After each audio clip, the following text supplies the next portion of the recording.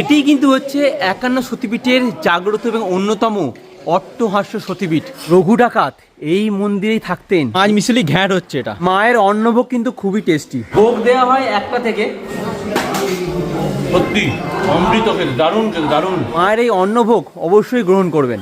এটি কিন্তু হচ্ছে মায়ের মেন মন্দির। টাকা পয়সা কম বেশি প্রতিটা মানুষের কাছেই আছে, নেই শুধু একটুকু শান্তি। আর এই শান্তির খোঁজেই আজ চলেছি কলকাতা থেকে কয়েক ঘন্টা দূরে গ্রাম বাংলা পরিবেশের মাঝে 51 সতীপীঠের অন্যতম এবং জাগ্রত অট্টহাস্য সতীপীঠের উদ্দেশ্যে। এই স্থানে মায়ের ঠোঁট পড়েছিল, তাই মাকে অট্টহাস্য বলা হয়। শুধু তাই নয়, মায়ের দর্শনের সাথে সাথে এখানে প্রতিদিন অন্নভোগ খাওয়ার ব্যবস্থা রয়েছে। দেখাবো অদ্ভুত এক পুকুর, যে পুকুরের মাছেরা হাত থেকেই খাবার খেয়ে যায়। চাইলে কিন্তু আপনারা কলকাতা থেকে দিনের দিন ঘুরে দেখে নিতে পারেন এই অট্টহাস্য সতীপীঠ। চলুন তবে ঘুরে আসি একটা দিন। এই মন্দিরে আসতে গেলে প্রথমে আপনাদেরকে হাওড়া বা শিয়ালদা স্টেশন থেকে লোকাল ট্রেনে কাটোয়া স্টেশন আসতে হবে। আধা ঘন্টা ছাড়া ছাড়া আপনারা অনেক ট্রেন পেয়ে যাবেন। চলে এসছি বন্ধুরা কাটোয়া জংশন। আর এখানে 7 নম্বর প্ল্যাটফর্ম থেকে বেরিয়েই জাস্ট এই হচ্ছে 7 নম্বর প্ল্যাটফর্ম। আর এই 7 নম্বর প্ল্যাটফর্ম থেকে বাইরে বেরিয়েই কিন্তু আমাদের ধরতে হবে বাস। কাটোয়া স্টেশনে 7 নম্বর প্ল্যাটফর্ম থেকে বাইরে বেরিয়ে আপনাদেরকে ধরতে হবে বাস কেতুগ্রাম যাওয়ার জন্য। বাসে উঠে পড়ুন। বাসে সময় লাগবে আধা ঘন্টার মতন, ভাড়া পড়বে 20 টাকা। আপনাদেরকে নামতে হবে নিরোল বাস স্ট্যান্ডে। কাটোয়া রেল স্টেশন থেকে বাস ধরে কিন্তু চলে এলাম নিরো বাস স্ট্যান্ড। আর এই বাস স্ট্যান্ড থেকে টোটো ধরে কিন্তু আমাদের যেতে হবে অট্টহাস্য সতীপীঠ। দাদা কত টাকা করে ভাড়া? 20 টাকা। কতক্ষণ লাগবে? 15 মিনিট। 15 মিনিট। গ্রামের আঁকাবাঁকা পথ, শান্ত নিরিবিলি পরিবেশ, আপনাদের বেশ ভালোই লাগবে। টোটোতে সময় লাগবে প্রায় 20 মিনিটের মতন, ভাড়া পড়লো 20 টাকা। আমরা কিন্তু চলে এসেছি অট্টহাস্য সতীপীঠ। আর এই হচ্ছে ঈশান নদী, দেখতে পাচ্ছেন পাশ দিয়ে বয়ে চলেছে কিন্তু ঈশান নদী। আর আমার পিছনে কিন্তু রয়েছে সতীপীঠ। চলুন ভেতরে যাই। এটি 51 সতীপীঠের মধ্যে অন্যতম জাগ্রত একটি সতীপীঠ। প্রবেশ পথে প্রথমেই আমরা দেখলাম বিশাল বড় মহাদেবের মূর্তি, সতীদেহ কাঁধে নিয়ে রয়েছে। মেন গেটের দিকে প্রবেশ করার পূর্বে আমরা দেখতে পেলাম অনেকগুলো ডালার দোকানও রয়েছে।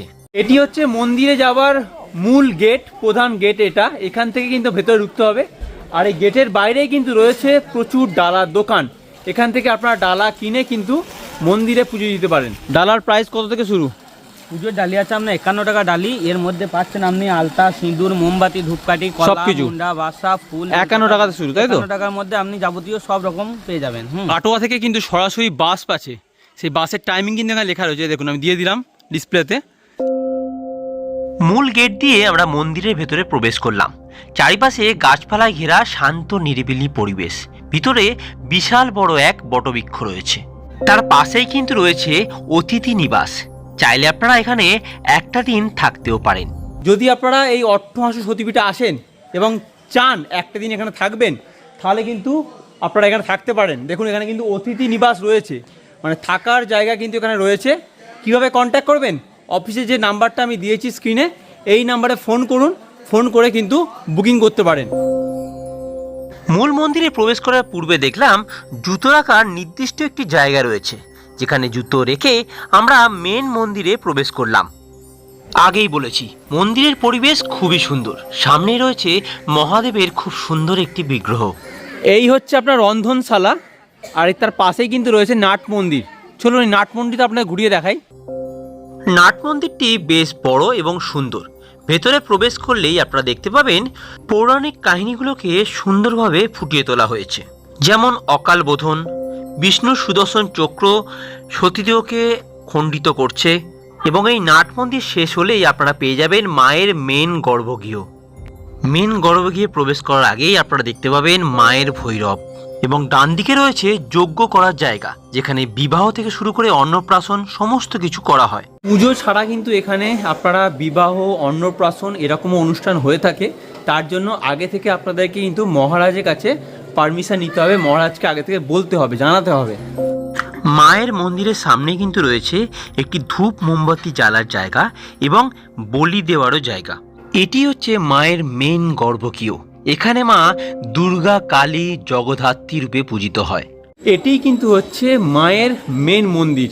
গর্ভগৃহের ছবি তোলা কিন্তু বারণ, তারপরেও আমি আপনাদেরকে অল্প একটু দেখালাম। এটিই কিন্তু হচ্ছে 51 সতীপীঠের জাগ্রত এবং অন্যতম অট্টহাস্য সতীপীঠ। এখানে কিন্তু মায়ের অধর বা ঠোঁট পড়েছিল। এখানে চাইলে কিন্তু আপনারা নাম গোত্র দিয়ে পুজো দিতে পারেন। ভেতরে কিন্তু পুজো হচ্ছে অলরেডি। মন্দিরের চারিপাশে প্রচুর গাছপালা রয়েছে। এত শান্ত নিরিবিলি পরিবেশ, মানে এত ভালো লাগছে কি বলবো। কলকাতার কিন্তু খুবই কাছে এই অট্টহাস্য সতীপীঠ। চাইলে আপনারা কিন্তু দিনের দিন এসে ঘুরে দেখে নিতে পারেন আমাদের মতন।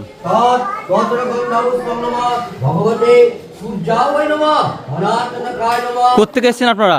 নবদ্বীপ থেকে। নবদ্বীপ থেকে এসছেন। এখানে কি আগেও আসা হয়েছে? ফার্স্ট টাইম আসছে। কেমন লাগছে? খুব ভালো। হ্যাঁ, খুব ভালো। পুজো দিয়েছেন? পুজো দেওয়া হয়ে গেছে। বাহ পুজো বাহ। দেওয়া খুব ভালো নিয়ম এখানে আছে। একবার সরকার ঢুকিয়ে দিচ্ছে। হুম, কোনো ডিমান্ড নেই, যে যা মুক্ত হস্তে দান করতে পারে। দক্ষিণার ক্ষেত্রেও দান করতে পারে, মানে যে যেরকম। হ্যাঁ, যে যেমন খুশি পারে। আচ্ছা। ডিমান্ডে সব পুজো খুব ভালোভাবে দেওয়া যায় এখানে। আচ্ছা, ভোগ খাবেন তো? ভোগ আমরা এখানে খাবো, আর টিকিট করা হয়ে গেছে। মন্দিরে প্রবেশ করেই প্রথমে যে কাজটা আপনারা থাকবে সেটা হচ্ছে কুপনটা কেটে নেবেন। ভোগের কুপনটা আগে কেটে নেবেন। আমি কেটে নিয়েছি, এই দেখুন। এটা পড়েছে 50 টাকা করে এক একজনের, মানে দুজনের আমি কেটেছি। আমার বোনের 100 টাকা লেগেছে। যদি আপনারা চান আপনারা কিন্তু আগে থেকে ফোন করে বুকিং করে রাখতে পারেন। সেক্ষেত্রে আপনাদের নাম লেখা থাকলে আপনারা কিন্তু টোকেন পেয়ে যাবেন, ভোগও পেয়ে যাবেন। আমি নাম্বারটা স্ক্রিনে দিয়ে দিলাম, আপনারা কিন্তু ফোন করে কথা বলে নেবেন। দেখুন লেখা রয়েছে ভোগের প্রসাদ, এবং এই কুপনটা এখানেই পাওয়া যায়। এই যে, চাইলে কিন্তু আপনারা অনলাইনে করতে পারেন, এবং অনলাইনে ব্যবস্থা রয়েছে। এই দেখুন, এটা হচ্ছে রন্ধনশালা। এখানে কিন্তু ভোগ রান্না হচ্ছে। এই দেখুন, ভাত, ডাল, এদিকে সব কিছু কাটাকুটি রয়েছে, সবজি। এই দেখুন, রান্না চলছে। প্রথমে এসেই কিন্তু ভোগের কুপন আমি কেটে নিয়েছি। এখানে রান্না হচ্ছে, দেখতেই পাচ্ছি। ভোগ দেওয়া হবে 1টা থেকে 5 মিশালি ঘ্যাঁট হচ্ছে এটা। এই দেখুন, মায়ের অন্নভোগ কিন্তু খুবই টেস্টি। আমি বলবো আপনারা যদি অট্টহাস্য বেড়াতে আসেন, মায়ের দর্শন করতে আসেন, মায়ের এই অন্নভোগ অবশ্যই গ্রহণ করবেন। এই হচ্ছে ভোগের ঘর। এখানে কিন্তু ভোগ দেওয়া হবে। চলুন ভেতরে যাই। ভোগ দেওয়া হয় 1টা থেকে। তাই প্রতিটা মানুষ কিন্তু বসে গেছে ভোগের জন্য। আমরাও বসে গেছি। খাবার দেওয়া স্টার্ট হয়ে গেছে কিন্তু। প্রথমে কিন্তু দিয়ে গেল মায়ের মেন প্রসাদটা। দেখিয়ে দিই, এই যে, এই দেখুন, এটা হচ্ছে মায়ের মেন প্রসাদ। প্রথমে এটা দিয়ে গেল। অমৃত, সত্যি অমৃত। এবার দিয়ে যাচ্ছে ভাত। ঘ্যাঁট দিয়ে গেল, ঘ্যাঁট। কী কী দিয়েছে দেখিয়ে দিই। ফার্স্টে দিল মায়ের অন্নভোগ, তারপরে দিল ভাত, ডাল আর ছেঁচড়া। সত্যি কথা বলতে মায়ের অন্নভোগ কিছু বলার নেই, জাস্ট অমৃত। খুব ভালো টেস্ট, খুব ভালো। দেখুন সবাই খাচ্ছে বসে। হ্যাঁ, এই দেখুন, টক দিল, টক। দেখুন শেষ পাতে দিয়ে গেলো কিন্তু পায়েসও দিল। 50 টাকায় অনেক আইটেম, ভাত, ডাল, খিচুড়ি, 2 রকমের তরকারি, আবার টক, লাস্টে আছে পায়েস। তাই আমি বলবো যদি আপনারা অট্টহাস্য সতীপীঠ ঘুরতে আসেন, মায়ের দর্শন করেন, অবশ্যই এই অন্নভোগ গ্রহণ করবেন। আহা, দারুণ। এইমাত্র মায়ের ভোগটা খেয়ে বেরালাম। একটাই কথা বলবো, আপনারা আসুন একবার, মায়ের দর্শন করুন, সাথে মায়ের অন্নভোগ একবার গ্রহণ করুন। অমৃত, অমৃত খেতে, দারুণ টেস্ট। আজ আমি আর আমার বোন এসেছিলাম এই অট্টহাস্য সতীপীঠে। মানে কেমন লাগলো তোর অন্নভোগটা? খুবই সুস্বাদু। সত্যি বলছি, 50 টাকার মধ্যে এত রকমের আইটেম দিয়েছে। আর একটা কথা আপনাকে জানিয়ে রাখি, যদি আপনাদের কাছে পয়সা না থাকে তাহলে কি আপনারা অন্নভোগ পাবেন না? সেটা নয়, লাস্টে কিন্তু আপনাদেরকে অন্নভোগ দেওয়া হবে। যদি আপনারা মায়ের দর্শন করেন তাহলে কিন্তু অন্নভোগ অবশ্যই পাবেন। নাম্বারটা আরেকবার দেখিয়ে দিই। এই দেখুন, এই হচ্ছে অফিসের নাম্বার। এই নাম্বারে কিন্তু আপনারা ফোন করে ভোগের কুপনটা করতে পারেন। এই মন্দিরের যিনি দায়িত্বে রয়েছেন, আপনার নামটা একটু বলুন। সেবক রামজি। আচ্ছা, আপনাকে ফোন করে বুকিং করলেও হবে তো? আমাকে ফোন করুক বা ওই নাম্বারে ফোন করলে। আচ্ছা, এখানে আমি দেখলাম যে বিবাহ হয় বা অন্নপ্রাশন হয়, তার জন্য কি প্রসিডিওর আছে একটু বলে দিন। প্রসিডিওর রয়েছে, একটা লিস্ট আছে, লিস্টটা ফলো করবে। আচ্ছা, দিনের বেলা বিবাহ, রাত্রিতে নয়। দিনেতে বিবাহ? হ্যাঁ হ্যাঁ। আচ্ছা, আগে থেকে ফোন করে আপনার সাথে কথা বললে হয়ে যাবে। 12টার মধ্যে। 12টার মধ্যে? হ্যাঁ। আচ্ছা, আর রাত্রিবেলা কোনো অনুষ্ঠান হয় না, রাত্রিবেলা কোনো মন্দির প্রতিদিন খোলা থাকে, ভোগ প্রতিদিন দেওয়া হয়? ভোগ প্রতিদিন দেওয়া হয়। আচ্ছা, মানে কটার টাইমিংটা কটার সময় আছে? ফোন করে দিবে 7টা থেকে 10টার মধ্যে, হ্যাঁ। 12টার মধ্যে ঢুকে যাবে। আচ্ছা, এই মন্দির চত্বর কিন্তু ভীষণ বড়।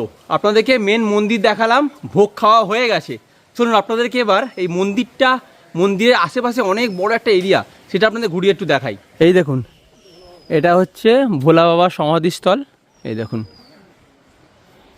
আর এটা হচ্ছে ওনার ঘর, উনি কিন্তু এখানেই থাকতেন, ভোলা বাবা এখানেই থাকতেন।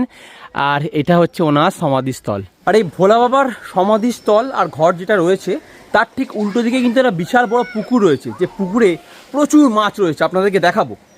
এই দেখুন, এই হচ্ছে পুকুর, দেখেছেন? বিশাল বড় পুকুর। এবং এই পুকুরের বৈশিষ্ট্য হচ্ছে এটাই, যেখানে প্রচুর বড় বড় মাছ রয়েছে। এখানে যদি আপনারা আসেন অবশ্যই বলবো বিস্কুটের প্যাকেট নিয়ে আসবেন একটা, মাছেদেরকে দেওয়ার জন্য। এবং এই বিস্কুটটা কিন্তু হাত থেকেই মাছেরা খেয়ে যায়, আপনাদেরকে দেখাবো। ছেড়ে দে বিস্কুটটাকে ছেড়ে দে। ও মা, কি মিষ্টি মাছগুলো! এই দেখুন কেমন খাচ্ছে, দেখুন। এই গপ গপ করে বিস্কিট খেয়ে নিল ভাই।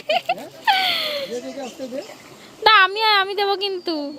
আমি দেখলাম এই পুকুরে এত বড় বড় মাছ, বাপরে বাপ। এখানে কিন্তু অবশ্যই আপনারা বলবো বিস্কুট নিয়ে আসবেন। চলুন এবার আপনারা একটু ওইদিকে যাই।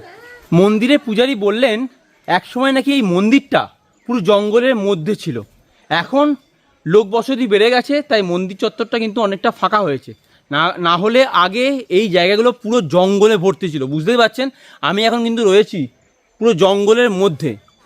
আপনাদেরকে প্রথমেই কিন্তু বলেছি যে এই মন্দিরটা পুরো জঙ্গলের মধ্যে রয়েছে, তাই এই দেখুন জঙ্গলের মধ্যে কিন্তু রয়েছে পঞ্চমুণ্ডীর আসন। আমি কিন্তু এখন দাঁড়িয়ে রয়েছি রতনটি কালীমার মন্দিরে। রঘু ডাকাতের নাম হয়তো আপনারা কম বেশি অনেকেই শুনেছেন। সেই রঘু ডাকাত কিন্তু এইখানেই থাকতেন। এটাই হচ্ছে রঘু ডাকাতের বাসস্থান বলা যায়। মানে রঘু ডাকাত এখানেই কিন্তু থাকতেন, আর এই মাকে পুজো দিয়ে কিন্তু উনি ওনার কাজ সারতেন। কতটা জাগ্রত বুঝতে পারছেন এই মন্দিরটা। রঘু ডাকাত এই মন্দিরেই থাকতেন, এই মন্দিরের মাকেই পুজো দিতেন। পুরো জঙ্গল দেখতে পেয়েছেন, পুরো জঙ্গল, আর এই জঙ্গলের মাঝেই রয়েছে এই রতনটি কালীমার মন্দির। এখানেই কিন্তু বলি দিতেন আর এই মাকে দর্শন করতেন। চলুন মায়ের দর্শন আপনাদের করাই। একদিকে রয়েছে রামকৃষ্ণ, একদিকে সারদা মা রয়েছে। চলুন দর্শনটা করাই আপনাদেরকে। পর্দা সরিয়ে আপনাদেরকে দর্শন করাচ্ছি মায়ের। চারিদিকে জঙ্গল আর তার মাঝে উনি থাকতেন। হ্যাঁ সত্যি, মানে এখন ভাবলেও যেন গায়ে কাঁটা দিয়ে ওঠে। তবে বলবো আপনারা যদি কলকাতা থেকে আসেন দিনের দিন ঘুরে দেখে নিতে পারেন, তবে সকাল সকাল আসবেন। অনেকটা বড় জায়গা, ঘুরতে সময় লাগবে, ঘুরে দেখবেন, অনেক কিছু দেখার আছে। মানে তোর কেমন লাগলো বল? ভীষণ ভাল লেগেছে এখানে মায়ের কাছে এসে, মায়ের প্রসাদ পেয়ে, মায়ের দর্শন পেয়ে ভীষণ ভীষণ ভালো লাগছে। আর জায়গাটা বিশাল বড়, বিশাল বড়, আর জঙ্গলের মতো, জঙ্গল মধ্যে। মানে তোমাদের ভীষণ ভাল লাগবে, শান্তি লাগবে, আমার মন থেকে একদম শান্তি পাবে তোমরা। হ্যাঁ, মানে কলকাতার ব্যস্ততা ছেড়ে একটা দিন যদি মায়ের দর্শন করতে আপনারা আসেন, আমি বলবো আপনারা কিন্তু মানে অসুখী হবেন না, খুশি হবেন। কারণ এত সুন্দর শান্ত নিরিবিলি পরিবেশ, তার মধ্যে মায়ের দর্শন, মানে সত্যি। আর তার মধ্যে ভোগ, এত ভালো ভোগ খেলাম। একটা সত্যি কথা আপনাদেরকে বলবো, যদি আপনারা একটু শান্তি চান না, একটা দিন চলে আসুন। দিনের দিন কলকাতা থেকে আপনারা কিন্তু ঘুরে দেখে নিতে পারেন আমাদের মতন। তাহলে আর কি, আমাদের কিন্তু এই অট্টহাসির সতীপীঠ ঘোরা হয়ে গেল। আমরা কলকাতা থেকে একদিনের মধ্যেই কিন্তু ঘুরে দেখে নিলাম। এই ভিডিওটা আপনাদের কেমন লাগলো আপনাকে অবশ্যই কমেন্ট করে জানাবেন। ভিডিও ভালো লাগলে লাইক, কমেন্ট, শেয়ার, আর চ্যানেলটি অতি অবশ্যই কিন্তু সাবস্ক্রাইব করে দেবেন। দেখা হবে পরবর্তী ভিডিওতে। ততক্ষণ ভালো থাকবেন, সুস্থ থাকবেন।